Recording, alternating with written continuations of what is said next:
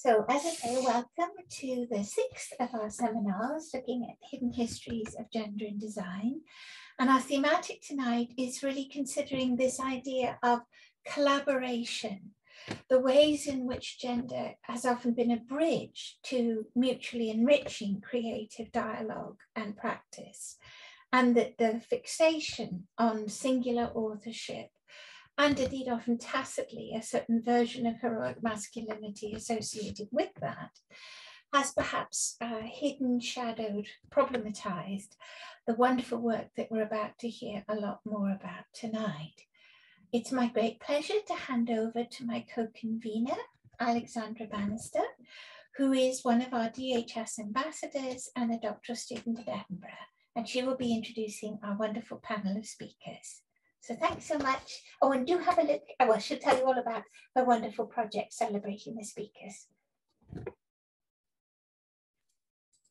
Thank you, Claire, and thank you all for joining us for tonight's Hidden History seminar.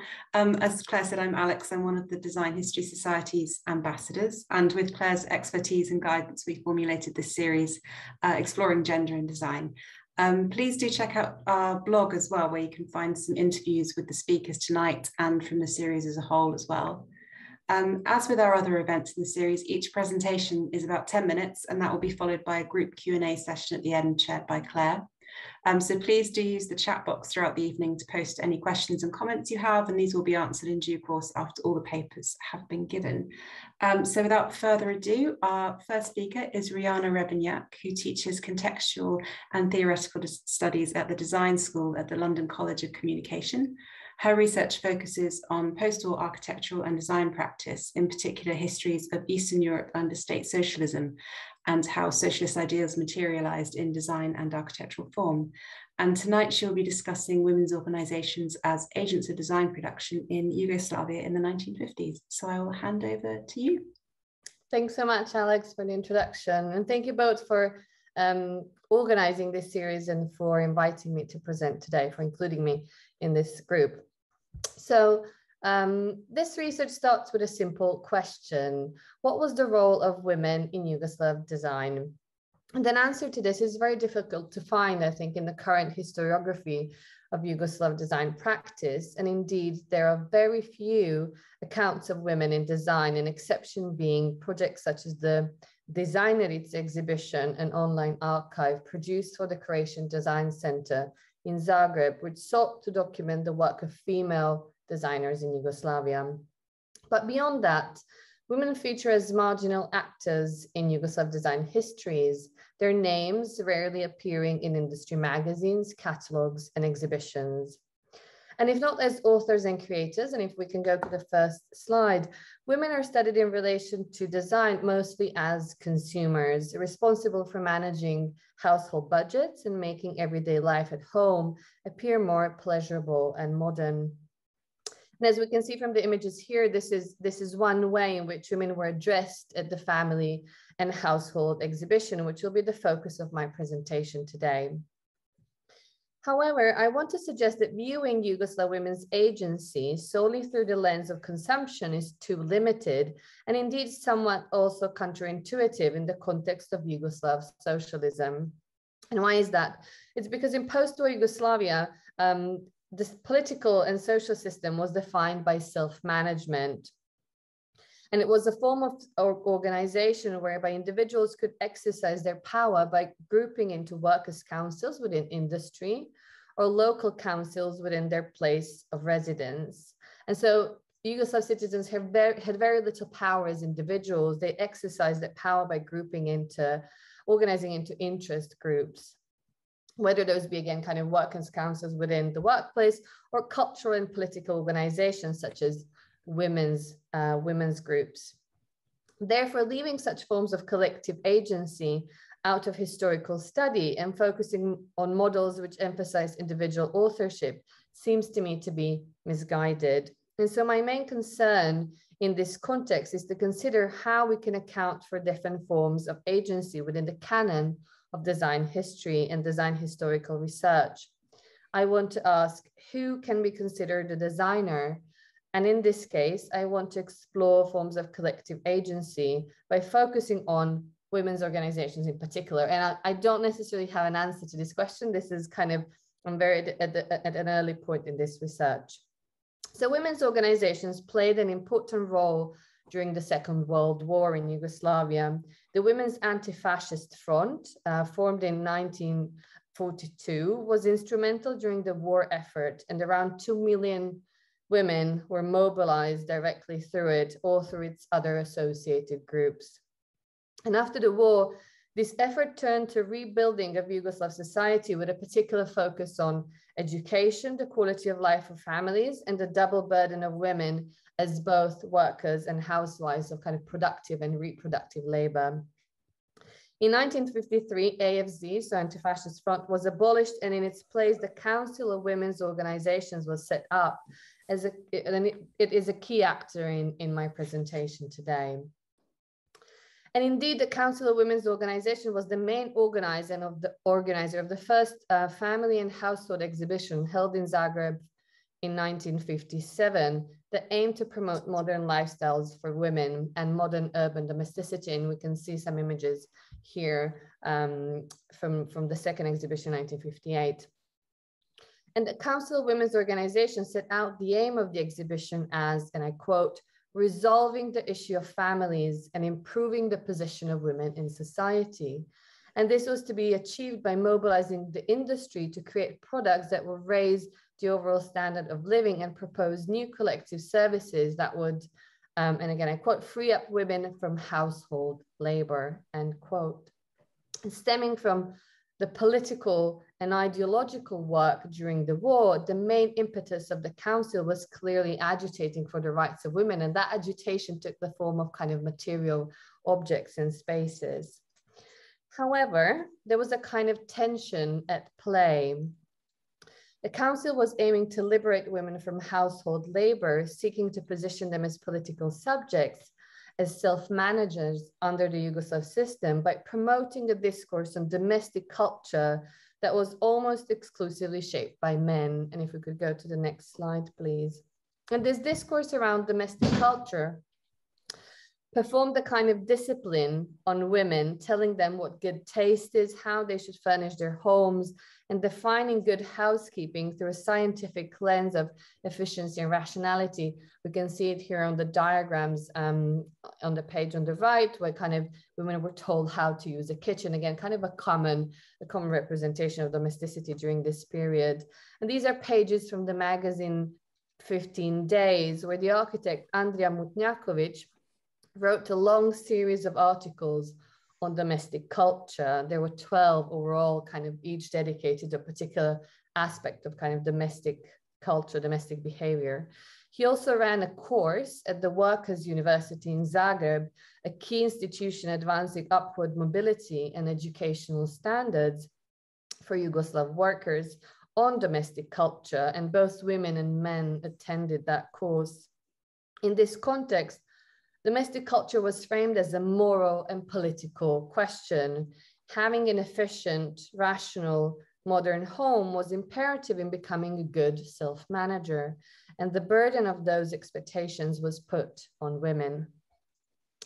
And hence, family and household exhibitions, if we can go to the final slide, aim to facilitate the introduction of this new standard of living into Yugoslav homes. And how was this to be achieved? And coming to kind of the core of my talk, what role did women's organizations play here? Well, they were key organizers of the exhibition and commissioners of a series of model apartments displayed at the 1958 and 1960 exhibitions. For the 1958 exhibition shown here, the organizers commissioned a range of model flats, 9 in total, that would display different living arrangements. Shown here on the larger image is the one designed by Bernardo Bernardi, again, a man, an architect, equipped with a range of furniture either created by him or other modernist designers. And the aim of the organizers was not to display these flats as aspirational. They were positioned alongside an educational tribune where visitors could gain advice on how to furnish their homes, use electric appliances, or prepare meals. So the exhibition models really sought to implement the new living habits into everyday lives. And then for the 1960 exhibition, the display of modern apartments followed a public competition, again commissioned by the Women's Council, framed in the context of a larger sociological study on quality of life in cities. And the winning proposal was again designed by Bernardo Bernardi. It was a 60 square meter model space presented as an apartment of the future, again, conceived not as aspirational, but following the strict spatial and construction limits of the Yugoslav built environment industry at the time. So what does this tell us about the role of women's organizations and the way they participated in the production, in design production as agents of design? Institutions such as the Council of Women's Organizations provided a fundamental conduit for women to advocate for their position in society. And one part of that debate took a material form in the shape of objects, spaces, and services that were to liberate women from the drudgery of domestic labor. Through these institutions, they also participated in the fundamental discourse that took hold in late 1950s Yugoslavia around domestic culture and cultured living. Through their involvement in very public, very prominently attended exhibitions, women could be part of a dialogue around modern ways of life. And indeed, family and household, this exhibition is considered as seminal in Yugoslav design history, a kind of a moment that really shaped post-war modernity in Yugoslav architecture and design. And it came about precisely through the kind of agitation and work of women's organizations. So a kind of a very specific interpretation of post-war modernism would not have taken hold in Yugoslav society were it not for these women's groups. And this influence did not stop in the 1950s. All through the 1970s, organizations such as the Council for Household Economics of Serbia, for example, led by Vera Popovic, was the founder of Belgrade's Design Center in 1972 as a vital space for the dissemination of modern design discourse. So what this goes to show is that women were not marginal actors in Yugoslav design, but that they deployed forms of collective action and production typical of the country's self-managed socialist system to enact change in the material environment as part of a bigger project in positioning women as fundamental political subjects in Yugoslav society. Thank you. Thank you, Rujana, for sharing your research with us. Our next speaker is Catherine Townsend. Catherine is a PhD student in the Faculty of Architecture, Building and Planning at the University of Melbourne. Her research focuses on the global spread of modern architecture, and particularly architects who fled Europe during the Second World War. And tonight, Catherine will share her research on German Jewish women architects in exile. So I'll hand over to you, Catherine. Thank you, Alex, and thank you to both you and Claire for the opportunity to present to the Design History Society tonight for you, or very early this morning for me. Could I please have the first slide? My talk today is entitled Friends and Lovers, Careers in Exile, The Fate of German-Trained Women Architects, a study of Erika Rathgeber and Gego, Gertrud Goldschmidt. In 1932, two young women enrolled in architecture degrees at the University of Stuttgart became close friends. During formative years, studying under pioneering modernist Paul Bonatz and amongst an extended friendship circle of physicists and artists, there was little suggestion that Gego, Gertrud Goldschmidt, 1912 to 1994, would become a leading figure of abstract art in Venezuela, exhibiting at MoMA and internationally, or that Erika Rathgeber, née Regina 1907 to 1996, would become a town planner in Australia. Hitler's ascendance to power and the rise of increasingly dangerous anti-Semitism in Germany led both women to flee in 1939. Gego found refuge alone in Caracas, Venezuela, Rathgeber migrated to Melbourne, Australia with her husband, physicist Henri Rathgeber. This paper is an adjunct to my PhD thesis, which is an investigation of every European architect displaced by fascism who migrated to Victoria, Australia. My largest study comprises 48 architects, 3 of whom were women. This paper investigates the ways in which migration, professional structures and personal networks directed the careers of émigré women architects in the mid-20th century. I will outline Gego and Rathgeber's careers and by comparison, draw out larger themes that affected their career paths. The paper shows that in the face of indifferent local professions, the women's romantic partners and their varied professional networks were particularly influential on their career trajectories. And I'll be referring to the women by the name they chose to use in their professional lives because both went by many names throughout their lifetimes. Both women were born to prominent wealthy families.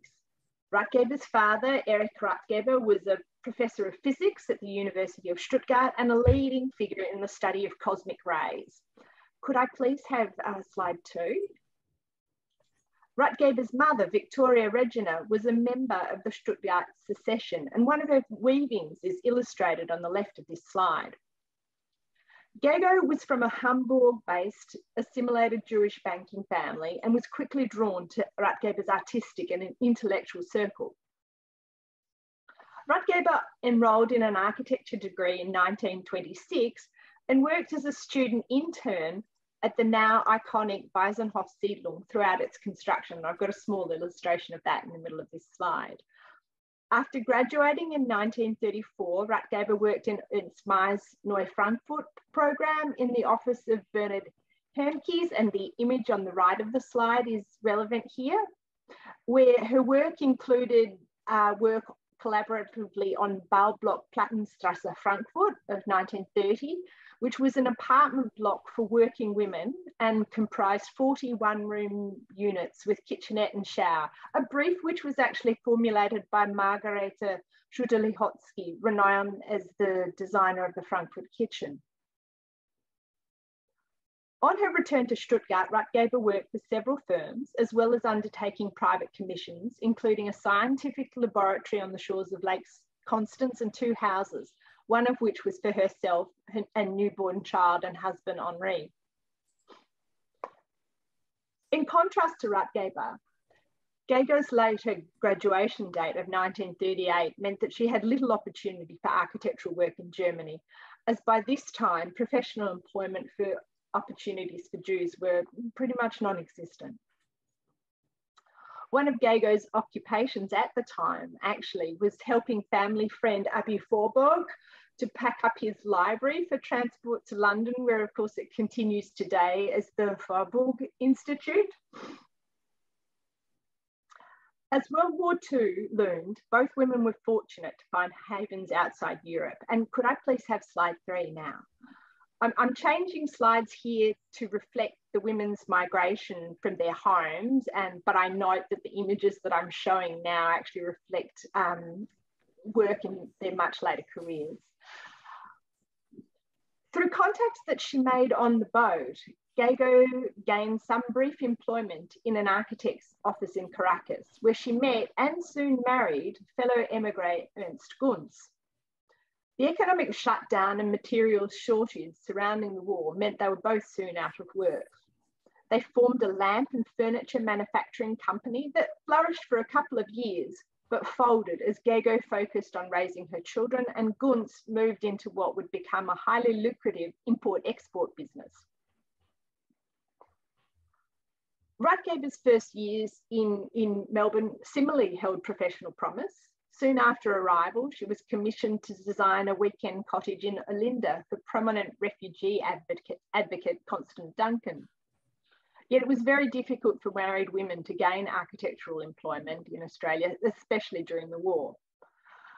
Furthermore, the respective architectural registration boards denied both Rathgeber and Gego professional affiliation, claiming that their 4-year university degrees were inadequate. and the friends' letters to each other show some frustration, but mostly acquiescence to this situation. It was only after the war, as material circumstances altered and their children grew older, that the friends redoubled their efforts to find employment. By 1951, Gego was divorced and in a relationship with newly arrived German emigre artist and graphic designer Ernst Leufert. Leufert encouraged Gego to develop an artistic practice, which soon centered on abstract works based on equidistant pen strokes. At the urging of Venezuelan sculptors Alexandra Otero and Jesus Soto, Gego started translating those parallel lines from her drawings into three-dimensional sculptures, and it is these works, such as reticulares, networks, which is illustrated on the right of this slide, for which she is best known. Like Gego, Rathgeber turned to opportunities in close proximity and enrolled in the Diploma of Town and Regional Planning at the University of Melbourne, where her husband, Henri, now worked. After completing this degree, the Rathgebers moved to Sydney, where, armed with town planning qualifications, Rathgeber was employed by Stevenson and Turner as an architect.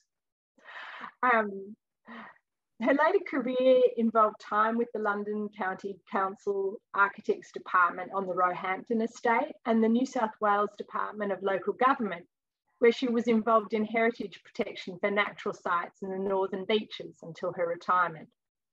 She undertook several private renovations, including her own home, which is illustrated here on the cliff front at DY.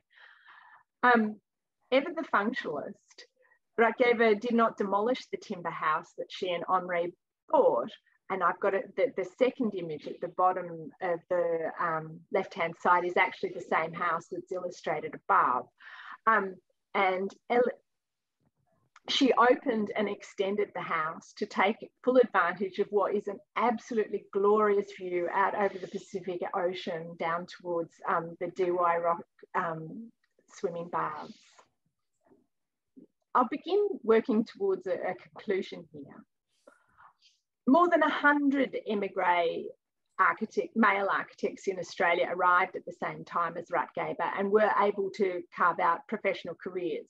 And this underscores the important role that romantic partners played in Gego and Rathgeber's access to professional opportunities and the difficulties women faced in patriarchal environments.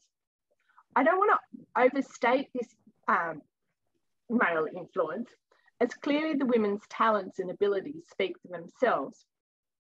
And in Rathgeber's case, a strong thread of women such as Constance Duncan, commissioning her first house in Olinda, and Rosemary Sternstedt, her boss at the London County Council, runs throughout her professional career. Perhaps the most striking fact is that Rathgeber was the only woman emigre architect in this period without an architect husband who managed to re-establish a professional career after migration. Ultimately, I'm arguing that the intersection of exile from European professional networks, the hostility of the local professions, and the patriarchal societies to which they emigrated were a wicked problem that greatly circumscribed emigre women's architects' opportunities to work. In turn, they drew on any opportunities they could find, in particular those closest to hand, which often meant that romantic partners were influential in establishing the women's careers in the New World. Thank you. Thank you so much, Catherine. Our next speaker is Mirjam Deckers, a PhD candidate in art history at the University of Groningen. Her paper this evening will discuss her research on the work of the often forgotten female members of the Bauhaus School. So I'll pass over to you. Yes, thank you so much for the introduction and for organizing this series with wonderful contributions to the history of women and design. And I hope to tonight add another hidden history. Can I have the first slide, please? So in 2019, the centenary of the Bauhaus, the leading modernist German design school of the 1920s, was celebrated worldwide. For one and very important thing, we have seen several exhibitions and publications addressing some of its forgotten members, in particular its women. One of the images being reproduced time and again is this one, the famous Meister of the Bauhaus that worked to direct the school and its workshops on the roof of its iconic building in Dessau, 1927. We see 12 men and 1 woman, the sole woman being Gunta Stölzl, young Meister of the weaving workshop. Gunta Stölzl and the Bauhaus certainly did share a long history. She came to the school when it first opened in Weimar in the autumn of 1919. She was 24 at the time and had already studied at the Kunstgewerbeschule in Munich, her hometown, but regarded her studies as too old-fashioned. She served as a nurse for the Red Cross during the devastating Great War, and after that wanted to start afresh in Weimar. In 1920, Stölzl played a role in the establishment of the weaving workshop, the workshop where a large part of the female students were implicitly or explicitly dedicated to. Despite having to face many prejudices from the male leaders, the weaving students revolutionized textile design. In line with the Bauhaus philosophy, functionality rather than decoration was foregrounded, and the students did so by taking the materials, the loom, and the weave as the starting point, creating hand-woven fabrics for the interior. In 1925, when the Bauhaus was moving to Dessau, Stölzl was made Werkmeister, so the technical leader of the workshop. And in 1927, when the main leader of the workshop, the painter Georg Muche, resigned after months of internal turmoil, the students demanded that Stölzl took over his position, hence the photograph that you see here.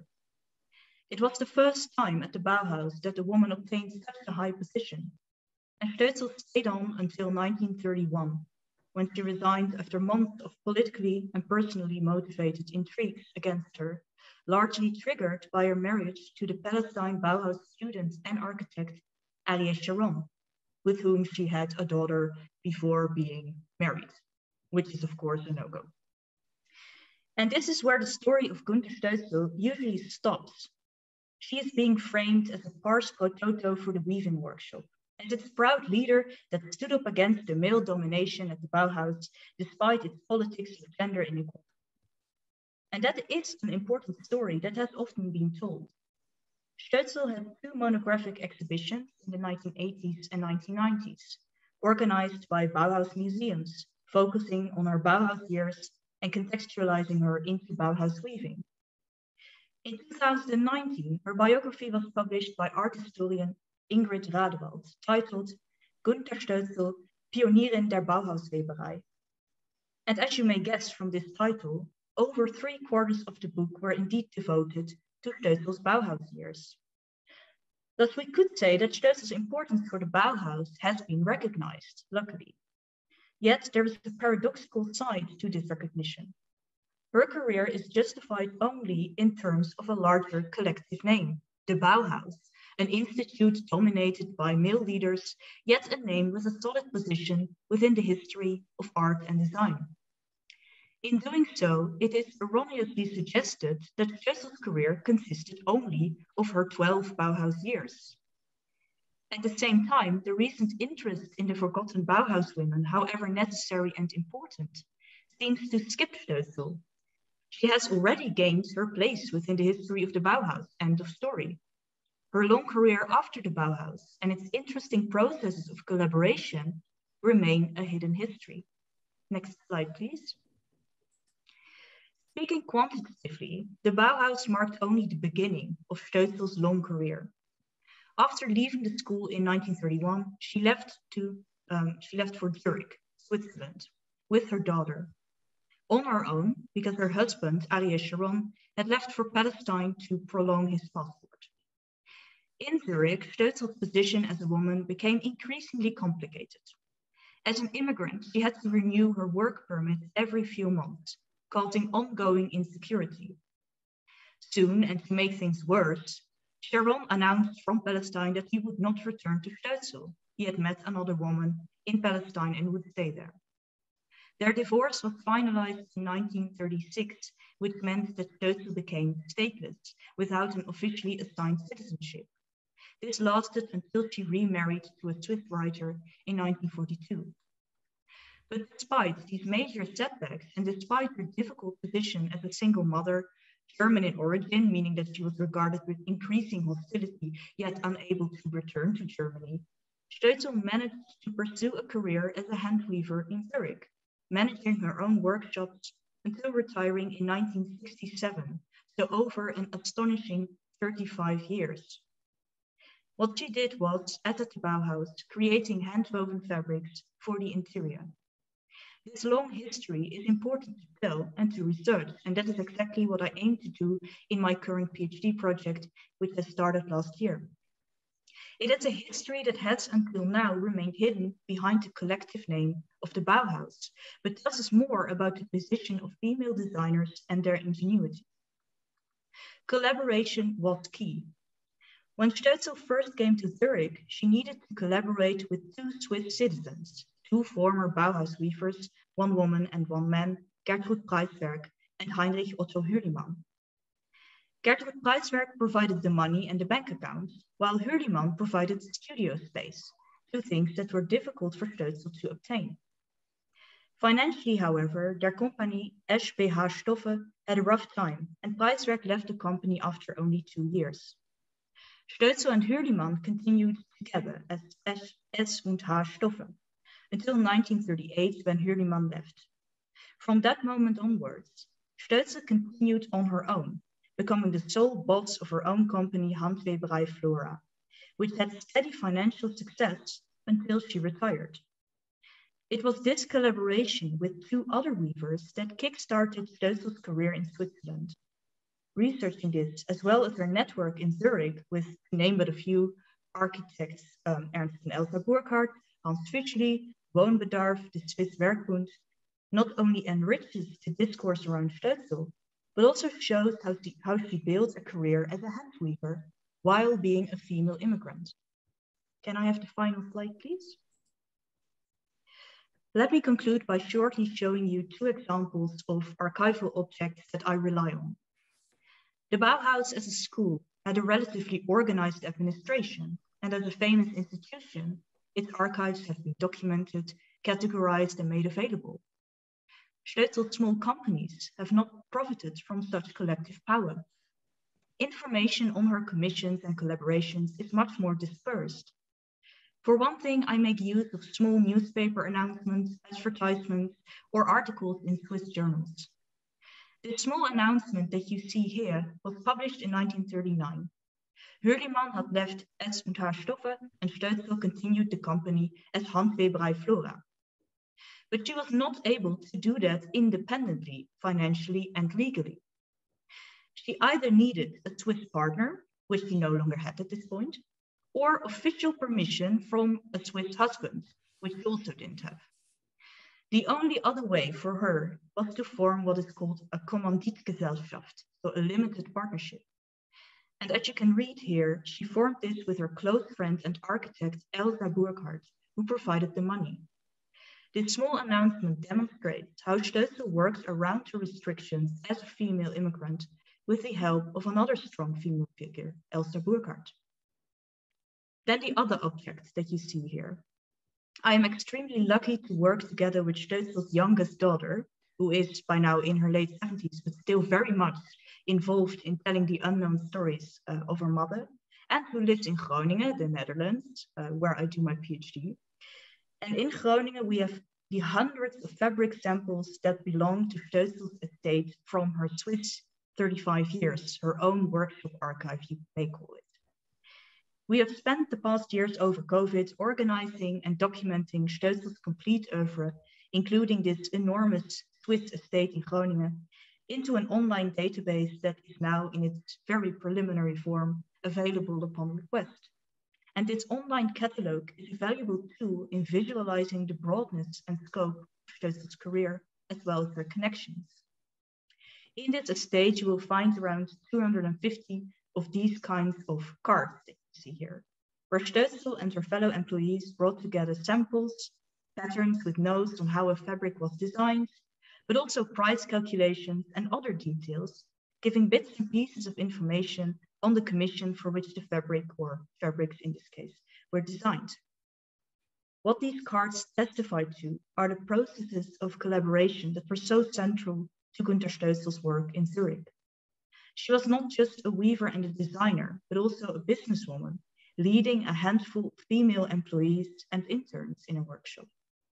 She would always refer to her company as a Werkstatt, a workshop, a space of collaboration, another continuation, I think, of the Werkstatt idea that had been so prominent already at the Bauhaus. Thus, on several levels, the Bauhaus marked only the start of Stölzl's impressive career that now, after 2019, needs to be mapped in its full extent, not by isolating Stölzl, but by including these collaborative networks that made her career possible.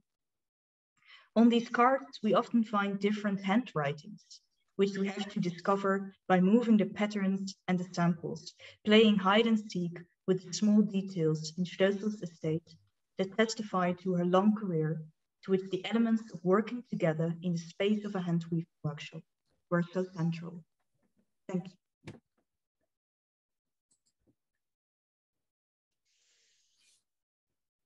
Thank you so much. Our next speaker tonight is Laura Martinez de Guerenu, Associate Professor of Architectural History and Theory at IE University in Madrid and Humboldt Research Fellow at the Architecture Museum in Munich. Laura is the inaugural recipient of the Lilly Reich Grant for Equality in Architecture, and tonight she will be discussing Reich's contributions to the 1929 Barcelona International Exposition. So I'll pass over to you, Laura.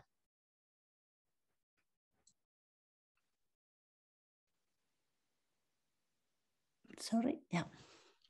Thank you very much, Alex, for the kind introduction, and to both of you, Alex, and thank you for organizing this seminar. It's a pleasure to be here tonight and to be able to contribute after these other fantastic presentations to the hidden histories of gender and design, since architecture, by definition, is also a collaborative practice.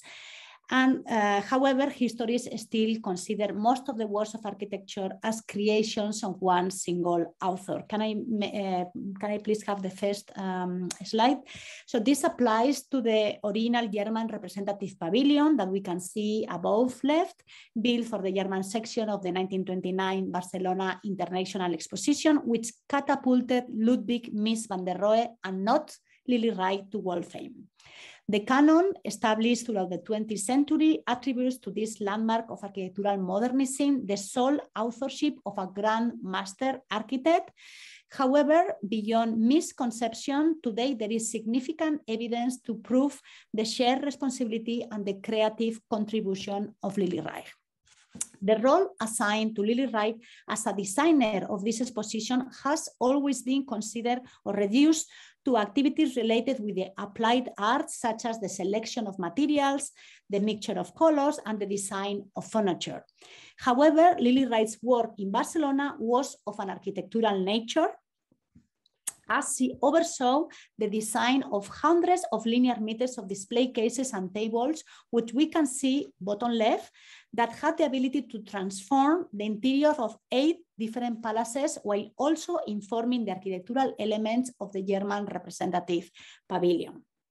The famous and iconic pavilion was an ephemeral work that only existed for 8 months.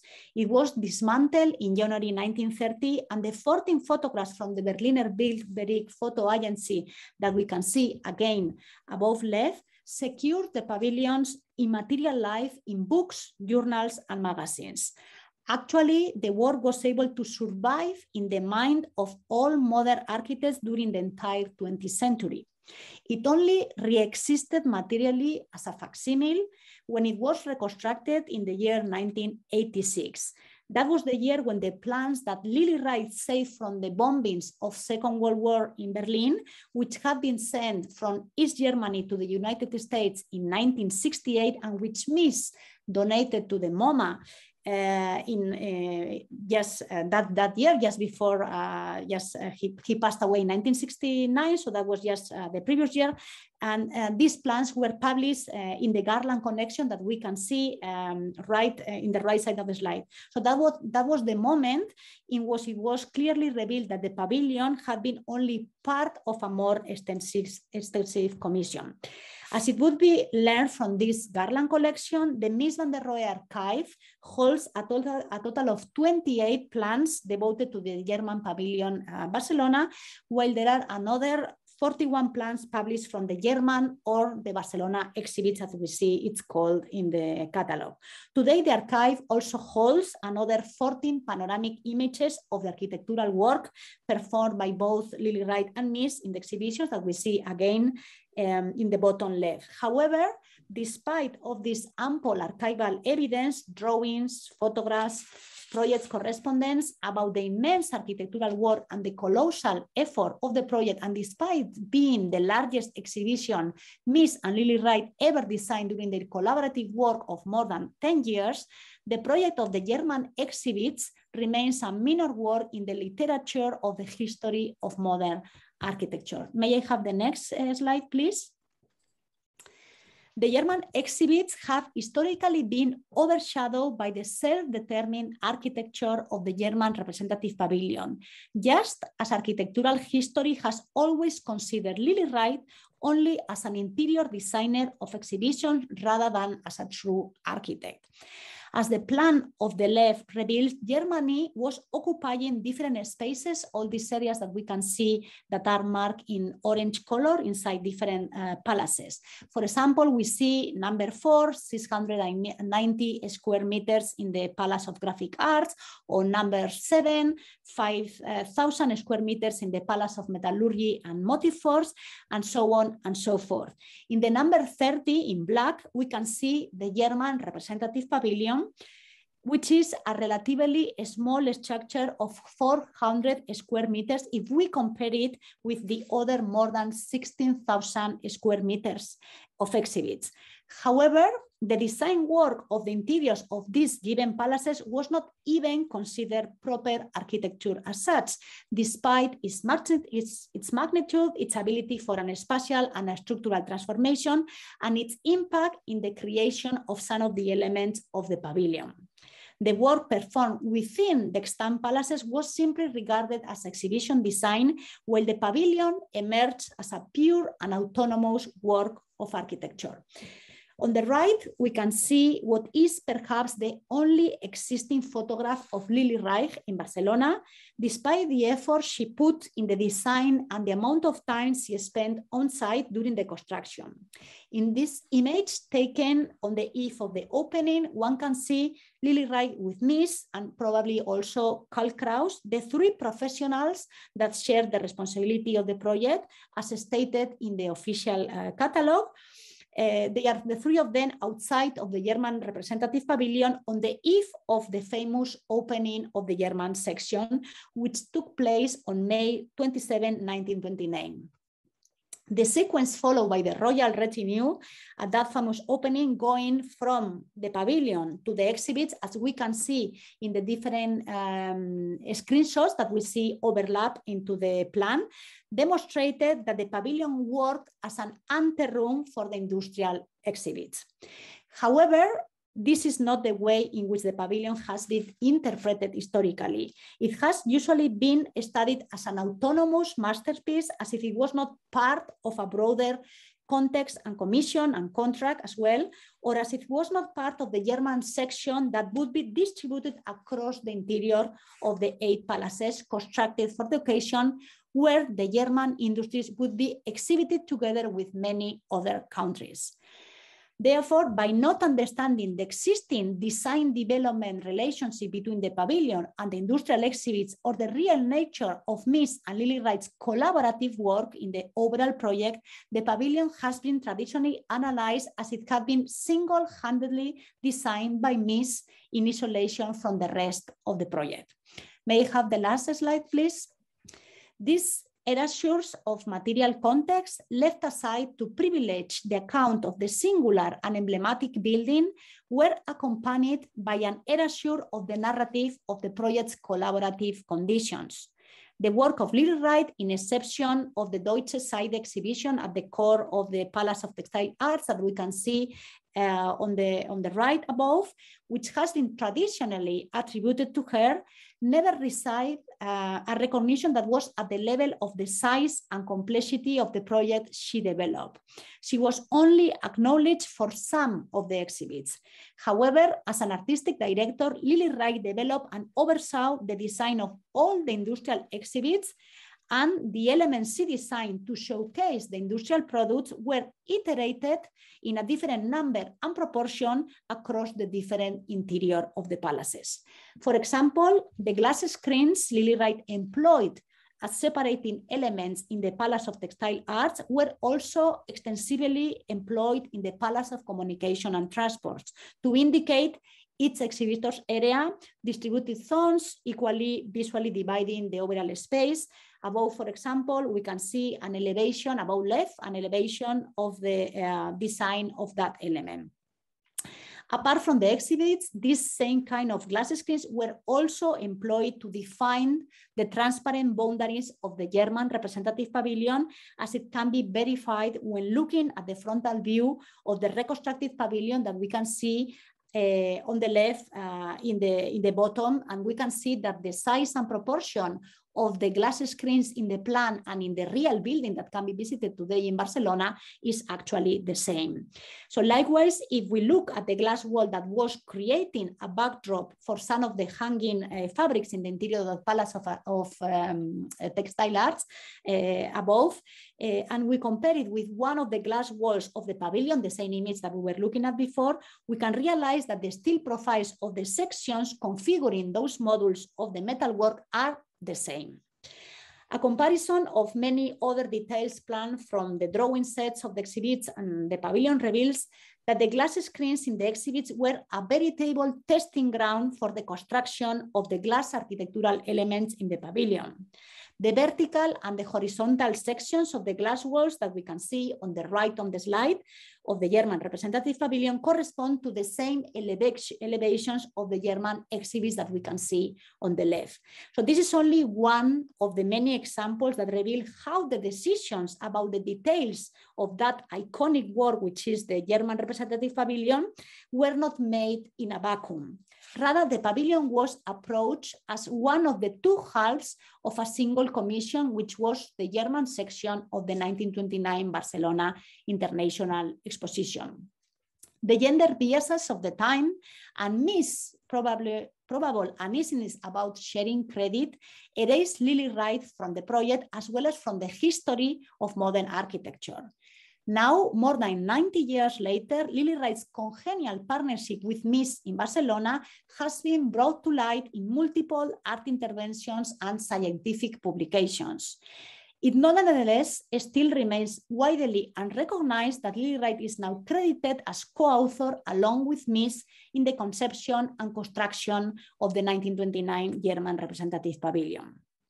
This demonstrates how transforming the canon, the history that has been written once and again, will take a significant amount of time.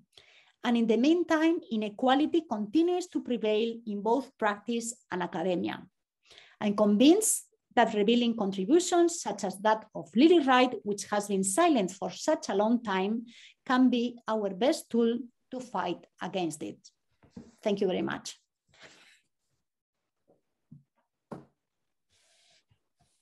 Thank you so much, Laura. Such a compelling presentation as well. Thank you. Our final speaker tonight is Alexandra Chiriac, postdoctoral fellow at the Metropolitan Museum of Art in New York. Alexandra's research focuses on modernism and interior design in East Central Europe, and tonight she'll be discussing the hidden histories of the modern domestic interior in Romania. So I'll pass over to you, Alexandra. Hi, everyone. And thank you, Alex and Claire, for organizing this really wonderful series of events. And it's really great to be taking part. So if I could have the first slide, please. Thank you. The birth of the modern design showroom in Bucharest took place in October 1926, when a woman named Mela Brun-Maxy opened the space that you see in these images. Comprising several rooms arranged to resemble comfortable domestic interiors, the commercial venture was meant to entice customers to become acquainted with the latest trends in modern art and design. On display, as you can see here, were geometric vases, abstract wooden sculptures, modernist paintings, colorful cushions and carpets, and many other items created by Bucharest's artistic avant-garde. And one of these artists was, in fact, Mela's husband, Max Herman Maxy. Excuse me. He was a prominent member of the Romanian avant-garde at this point in time. And it is to him that the initiative for this space eventually came to be attributed. And perhaps we can discuss how this came to happen in the Q&A. But for the next 10 minutes, I would like to focus on the relationship between Mela and Max Herman in the context of the space and of gender in interior design history more broadly. And next slide, please. In 1924, the first school of modern applied art and design opened in Bucharest, thanks to a private initiative. It was financed by the philanthropist Heinrich Fischer-Galatz, whom you can see here in the center of the image, and led by a young designer named Andrei Vespremie, who had just returned from his studies in Germany. For 2 years from its inception until 1926, the school focused mainly on teaching activities. It was at this point in time that Mela Brun-Maxy became involved with the academy, proposing the creation of a commercial space to sell the items made in the workshops to the public, thus creating Bucharest's first commercial space explicitly intended for modern decorative arts. Dated 1st of September 1926, the agreement that brought the Academy's commercial section into being was concluded between Mela Brun-Maxy, Vespremie, and Fischer-Galatz, with no mention of Max Herman Maxy. This 2-page document, which I found during my research in a private collection, set out the terms of the collaboration and the various duties involved in running the new venture. Mela was contributing a capital of 100,000 Romanian lei, which was quite a sizable sum for the time. She was also responsible for managing the showroom, ensuring the smooth running of its activities, providing reports to the other partners, and I quote from the agreement, undertaking all the duties of a good administrator, end of quote. Importantly, she was also responsible for selecting the merchandise to be displayed for sale. The majority of items were to come from the Academy's workshops, as the showroom had exclusive right of sale of these. But works by other artists would also be considered, as long as they matched the Academy's aesthetic vision. And next slide, please. In December 1926, Max Herman Maxy selected an image from the showroom to place on the cover of Integral, the avant-garde magazine that he edited. Showing a living room corner in which geometries harmoniously combined, it was captioned, "Modern interior by M.H. Maxy, furniture, cushions, carpets, paintings," suggesting a single uncontested authorship. Yet the space would not have existed without a fully collaborative effort, as we have seen. And not only did the photograph contain items made by other artists, but the showroom ensemble itself probably had substantial input from Mela Maxy. She was, after all, the official manager of the Academy showroom. And furthermore, Liana Maxy, the couple's daughter, later described her mother engaging in this activity in a book that she wrote, where she sort of recounted her memoirs of her early years and her family. So Liana recounted how her mother made the final preparations for the showroom's inaugural exhibition in October 1926, carefully examining each room and taking one last look at the objects and making some final adjustments, before finally settling down in a modern armchair to contemplate the display. Now, as was the case with the Maxy family, the matter of which gender was most suited to creating interiors was a fraught issue during this period more broadly. Professional female interior decorators came to the fore in the early decades of the 20th century, with many of them also writing manuals for amateur homemakers to use in their own homes. This development was an uneasy one for male architects who had previously been in control of these spaces, and who, and I quote, dismissed the lady decorators as untrained and working through intuition alone, end of quote. So this quote was from well-known interior design historian Penny Spark, who has also observed that this stemmed from the architect's fear that the activity was becoming quote unquote feminized, especially in the wake of the 1925 Paris exhibition of decorative arts, which was seen as popularizing a sort of soft, feminine and luxurious aesthetic through the ensembles on display. So while Mela's name was on documentation relating to the Academy's showroom, including its letterhead paper, which you can see here on the slide where she's given the title of director, Max Herrmann ultimately took the credit for the creation of the ensembles. So on the letterhead paper, which is on the right-hand side of the slide, it says exhibition of the Academy of Decorative Arts, permanent salon of decorative arts for the modern interior under the directorship of Mrs. Brun-Maxy. So the fact that Max Herrmann, her husband, took the credit for the creation of the space occurred not only on the cover of Integral, but also in advertisements and in the brochure of the inaugural exhibition, which stated that, and I quote, "The arrangement of the exhibition follows the designs of the painter M.H. Maxy," end of quote. What makes this even more unsettling is that Mela may have been, in fact, one of Romania's very first professional interior decorators. Her expertise began before the First World War, several years prior to her encounter with Max Herrmann. I saw your message to Sean about the Hamilton Easter Fields, and I thought it was easier to try to explain over the phone. And some of it I sort of didn't think. Sorry, can someone, Stephanie, can you mute yourself? Thank you. Apologies, Alexandra. No worries. So she may have been, as I said, a very first professional interior decorator in Romania, because in the early years of so around 1910, 1911, she began earning a living as a representative of the British furniture manufacturer Maple & Co. in Romania.